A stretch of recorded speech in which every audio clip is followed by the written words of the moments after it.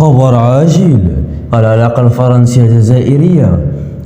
الحكومة الفرنسية تفشل في لعبة توازنات بين المغرب والجزائر بشأن الصحراء. إليكم التفاصيل، ولكن قبل البدء لا تنسوا الاشتراك بالقناة وتفعيل الجرس.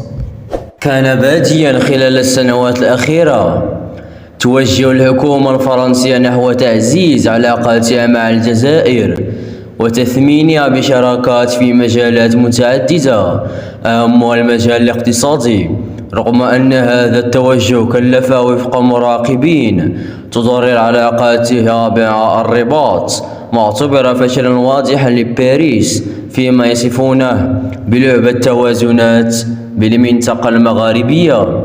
لكن المستجد الأخير في هذه اللعبة والمتعلق بما تصفه السلطات الجزائرية بتورط فرنسا في عملية الإجلاء السرية وغير القانونية للناشطة الحقوقية والإعلامية الجزائرية المعارضة أميرة بوراوي، يطرح إمكانية خسارة رهان قصر الإليزيه على التوجه إلى الجزائر على حساب علاقاتها الثنائية مع المغرب.